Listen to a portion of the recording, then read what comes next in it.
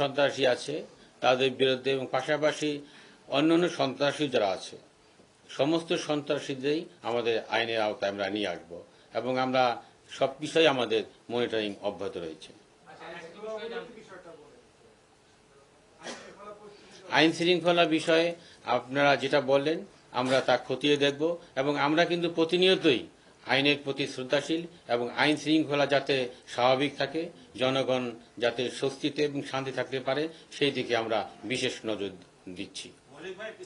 একটা বিষয় একটু জানতে চাইবো, সেটা হচ্ছে যে 5 আগস্টের পরে জেল থেকে জামিনে বেরিয়েছেন পিচ্চি হেলাল, শিশু সন্ত্রাসী ইমন। মোহাম্মদপুরে ডাবল মার্ডারের ঘটনায় পিচ্চি হেলালের নামে মামলা হয়েছে।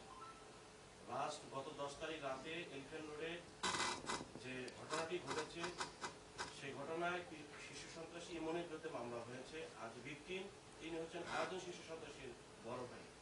তা আপনারা ইমনের নামেও মামলা হয়েছে, পিচ্চি হেলালের নামেও মামলা হয়েছে, বিষয়টা দৃশ্যমান, আপনারা তাদেরকে ট্রেস করতে পারছেন কিনা? আমরা চেষ্টা অব্যাহত রয়েছি। আমি আগেও বলেছি কোনো সন্ত্রাসী আমাদের আইনের আওতা থেকে রক্ষা পাবে না, সে পিচ্চি হেলাল হোক, সে ইমন হোক, যেই হোক, আমরা আমাদের চেষ্টা অব্যাহত রেখেছি। আইনের আওতায় আমরা অবশ্যই তাদেরকে নিয়ে আসবো। আগে দেখতাম যে বিভিন্ন এলাকায় পুলিশের রাতের বেলায় পুলিশের টহলটা জোরদার থাকতো, এখন সাম্প্রতিক সময় এটা কমে গেছে। আপনি কি মনে করেন যে পুলিশ তার হারানো মনোবলটা এখন ফিরে পাচ্ছে? আমি মনে করি যে পুলিশ তার হারানো মনোবল অবশ্যই ফিরে পেয়েছে এবং তারা কাজের প্রতি তাদের যে আমাদের বর্তমান কমিশনার স্যার যে নির্দেশনা দিয়েছেন তার নির্দেশনা আমরা অক্ষরে অক্ষরে পালন করছি এবং আমরা টহল সহ ডিবির যে কার্যক্রম সেই কার্যক্রম আমরা আরো জোরদার করেছি।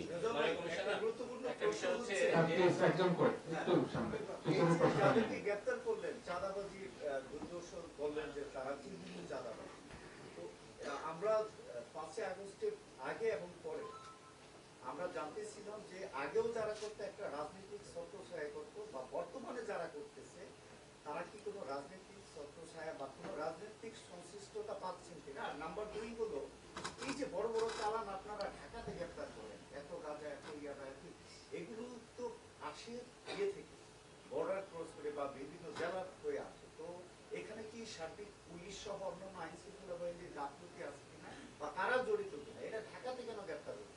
না, সবকিছুই ঢাকা থেকে গ্রেপ্তার হচ্ছে না।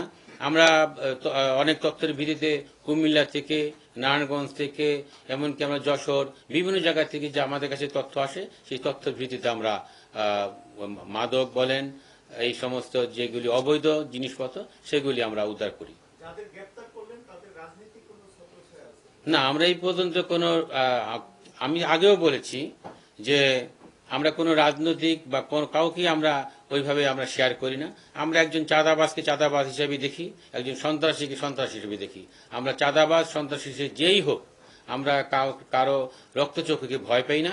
আমরা আমাদের আইনের আওতায় তাদেরকে গ্রেপ্তার হবে এবং আমাদের অভিযান অব্যাহত থাকবে। সবাইকে ধন্যবাদ ভাই, সবাইকে ধন্যবাদ।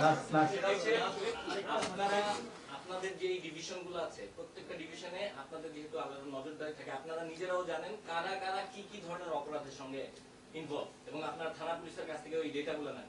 আপনারা কি এখনো পর্যন্ত টিল নাও আপনাদের প্রত্যেকটা বিভাগে এই ধরনের স্পেসিফিক কোনো তালিকা করতে পেরেছেন কিনা যে কারা কি ধরনের অপরাধের সঙ্গে ইনভলভ এবং যারা সন্ত্রাসী তারা এখন দখল বাণিজ্য শুরু হয়েছে, দখলদারিত্ব শুরু হয়েছে, মোবাইলে ফোন করে থ্রেট দিয়ে আলটিমেটাম দিয়ে হচ্ছে দখলদারিত্ব চলছে আর কি। এই ধরনের কোনো তালিকা কি আপনারা স্পেসিফিক ভাবে করেছেন? আমরা তালিকা করেছি সারা আমরা